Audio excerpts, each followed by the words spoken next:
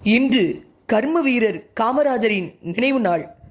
தேசிய முரசு ஆசிரியர் கோபண்ணா அவர்கள் கர்ம வீரர் காமராஜர் பற்றி எழுதிய பதிவை படித்துக் கொண்டிருந்தேன். நெஞ்சம் விம்மி கண்களிலிருந்து கண்ணீர் வழிந்தோடி வந்தது. நமக்கு கிடைத்த புதையலை, நமக்கு கிடைத்த பொக்கிஷத்தை இழந்துவிட்டோமோ என்று எண்ணத் தோன்றியது. அவருடைய பதிவின் வரிகள் உங்களுக்காக. 1975 ஜூலை 15 காமராஜர் தன்னுடைய 73வது பிறந்த நாளை வீட்டிலேயே எளிமையாக கொண்டாடினார். 11 மணிக்கு பத்திரிகை நிருபர்கள் வந்து வாழ்த்துக்கள் தெரிவித்துவிட்டு உடல்நலம் பற்றி விசாரித்தார்கள். நல்லா பசிக்குது, ஆனால் உடம்பு களைப்பா இருக்கு, நாளையிலிருந்து வெளியே போகலாம் அப்படின்னு டாக்டர்கள் சொல்லியிருக்கிறார்கள் என்றார் காமராஜர். காமராஜருக்கு உடல் நலம் குன்றியதிலிருந்து பொது நிகழ்ச்சிகளில் கலந்து கொள்வதை தவிர்த்து வந்தார். அக்டோபர் 1 சிவாஜி கணேசனுடைய பிறந்த நாள். உடம்புக்கு முடியலனாலும் அதை பொருட்படுத்தாமல் பக்கத்தில் இருந்த சிவாஜியினுடைய வீட்டிற்கு நேரில் சென்று அவருக்கு வாழ்த்து கூறிவிட்டு வீடு திரும்பினார். காமராஜர் கொஞ்சம் தளர்வாகவே காணப்பட்டார். அக்டோபர் 2 மகாத்மா காந்தி பிறந்த நாள் அன்று சற்று இயல்பாக இருந்தார். அன்று காலை தம்மை பார்க்க வந்தவர்களிடம் சகஜமாக பேசினார். பிற்பகல் 1:30 சாப்பிட்டதும் வழக்கம் போல தூங்க போனார். அவருக்கு உடம்பு முழுவதும் வியர்த்து கொட்டியது. அந்த அறையில் ஏர் கண்டிஷன் போட்டிருந்தும் அவருக்கு வியர்த்தது. காமராஜர் தமது உதவியாளர் வைரவனை அழைத்து டாக்டரை கூப்பிடும்படி கூறினார். உடனே டாக்டர் சௌரிராஜனுக்கும் டாக்டர் ஜெயராமனுக்கும் டெலிஃபோன் செய்யப்பட்டது. டாக்டர் ஜெயராமனுடன் காமராஜர் டெலிஃபோனில் பேசினார். கொஞ்ச நேரத்திலெல்லாம் காமராஜரின் உடம்பு ஜில்லென்றாகிவிட்டது. உடம்பை துடைத்துவிட்டு போர்வையால் போர்த்து விட்டார் வைரவன். அறையை விட்டு வைரவன் வெளியே போகும்போது டாக்டர்கள் வந்தால் தம்மை எழுப்பும்படி கூறிய காமராஜர் விளக்கை அணைத்துவிட்டு போ வைரவா என்று கூறினார். சிறிது நேரத்தில் டாக்டர் காமராஜரின் அறைக்கு விரைந்தார். அவசரமாக அவரை சோதித்து கொண்டே ஐயோ, பெரியவர் நம்மை விட்டு போய்விட்டாரே என்று வீறிட்டு அழுதார். தொடர்ந்து வந்த டாக்டர் AS அண்ணாமலையும் டாக்டர் ஜெயராமனும் காமராஜரை பரிசோதித்து பார்த்துவிட்டு காமராஜர் இறந்ததை உறுதிப்படுத்தினார்கள். உடனே ஆளுநர் KK ஷாவுக்கும் முதலமைச்சர் மு கருணாநிதிக்கும் டெலிஃபோன் மூலம் செய்தியை தெரிவித்தார் டாக்டர் அண்ணாமலை. காமராஜரின் உயிர் பிரியும் போது வைரவன், ரங்கராஜன், ராமபத்ரன் ஆகியோர் உடனிருந்தனர். நடிகர் திலகம் சிவாஜி கணேசன் காமராஜர் வீட்டிற்குள் நுழையும் போதே துக்க பெருக்கில் போச்சே போச்சே எல்லாம் போச்சே என்று கதறி அழுதார். கருணாநிதி அவரை அணைத்து கொண்டு தேற்றினார். காமராஜர் கொஞ்ச நாட்களாகவே பொது நிகழ்ச்சிகள் எதிலும் கலந்து கொள்ளாமல் வீட்டிலேயே ஓய்வெடுத்து வந்தார். கடைசியாக அவர் விடுத்த அறிக்கை காந்தி ஜெயந்தி தொடர்பான வாழ்த்து செய்தியாகும். அவர் காந்தி பிறந்த நாள் அன்றே அவர் அமரராகி தான் ஒரு காந்தியடிகளின் பக்தன் என்பதை நிரூபித்து விட்டார்.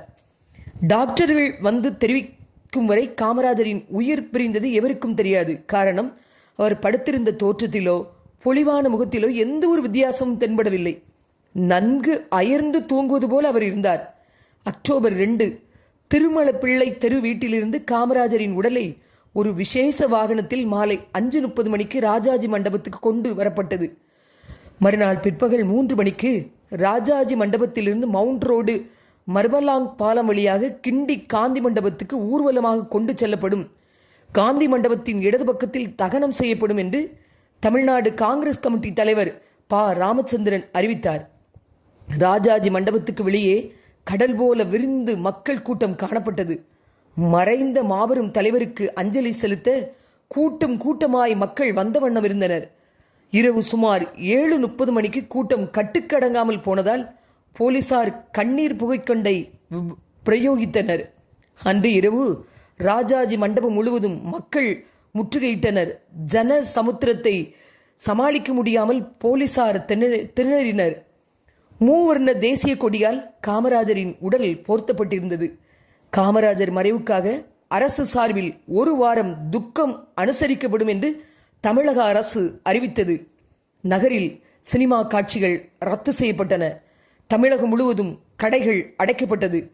காமராஜரின் உடல் தேசிய கொடியால் போர்த்தப்பட்டு பீரங்கி வண்டியில் வைக்கப்பட்டது.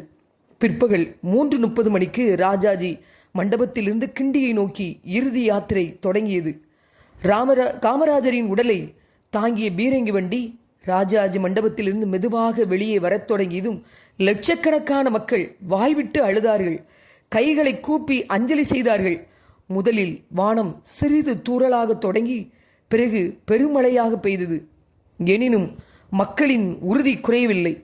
மக்கள் நனைந்த வண்ணம் காமராஜர் வாழ்க வாழ்க என்ற கோஷத்தை பலமுறை எழுப்பினர்.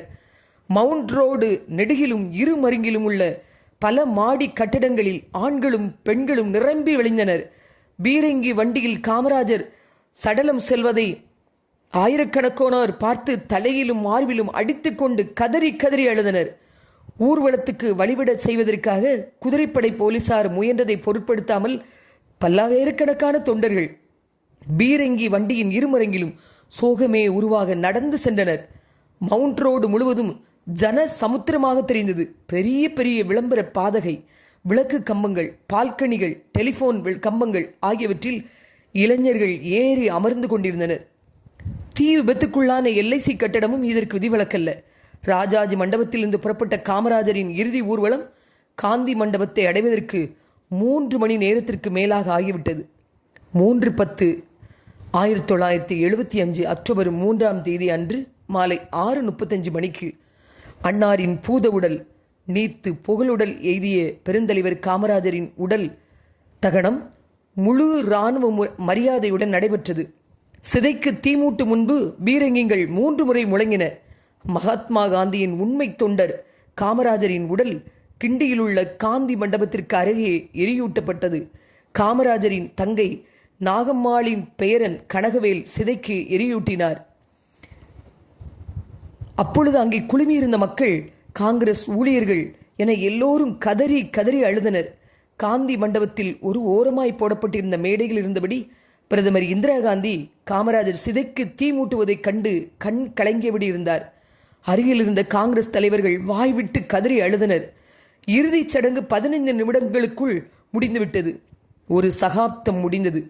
தமிழ்நாடு காங்கிரஸ் கமிட்டி தலைவராக 10 ஆண்டுகளும் தமிழ்நாடு முதலமைச்சராக 9.5 ஆண்டுகளும் அரசியலில் தீவிர பணியாற்றினார். அதன்பின் அகில இந்திய காங்கிரஸ் தலைவராக பொறுப்பேற்று 2 பிரதமர்களை தேர்வு செய்யும் பெருந்தலைவர் தகுதியை பெற்ற வரலாற்று நாயகர்தான் நம்முடைய கர்ம வீரர். தென்னிந்தியாவின் கடைக்கோடியில் உள்ள விருதுநகர் என் கிராமத்தில் இருந்து தேசத்தின் தலைநகர் புதுடில்லி வரை சென்றது காமராஜரின் மிக நீண்ட அரசியல் பயணமாகும். தமிழ் சமூகத்தில் நாடார் இனத்தில் பிறந்த காமராஜர் ஒரு சாதாரண துணிக்கடையில் விற்பனையாளராக பணிபுரிந்தார். அதிகம் படித்திராத அந்த சாமானியர் சகிப்புத்தன்மையுடன் தன்னுடைய கடின உழைப்பால் தண்ணீரகற்ற சேவையால் இந்திய அரசியல் நிகழ்த்திய அரிய பல சாதனைகள் இன்றும் வரலாற்று ஏடுகளில் அழியாத இடத்தை பெற்றுள்ளன. இது தமிழகத்தில் பிறந்த எந்த ஒரு தமிழருக்கும் கிடைக்காத பெருமை. இது பெருந்தலைவர் காமராஜருக்கு கிடைத்துள்ள பெருமை. காமராஜர் இந்த மண்ணை விட்டு பிரிந்தாலும் உலக மக்களின் நெஞ்சங்களில் என்றும் நிலைத்திருக்கும் வகையில் அவரது தனிமனித ஒழுக்கம், அரசியல் வாழ்வு அமைந்திருக்கும். தியாகச் சுடர் காமராஜரின் பூத உடல் மறைந்தாலும் அவருடைய புகழ் என்றென்றைக்கும் மறையாது. கடைசியாக அவர் பேசிய வார்த்தை, வைரவா, விளக்கை அணைத்துவிட்டு போ என்று சொன்னதுதான். அந்த வார்த்தை இன்றும் தமிழகம் விடிவை காணாமல் அன்றே முடிந்துவிட்டது. அரசியலில் புனிதம் என்பது. எங்கள் கர்ம வீரர் காமராஜருக்கு என்றும் எங்கள் நினைவஞ்சலி. காமராஜரின் வழி நடப்போம், அவர் புகழ் காப்போம்.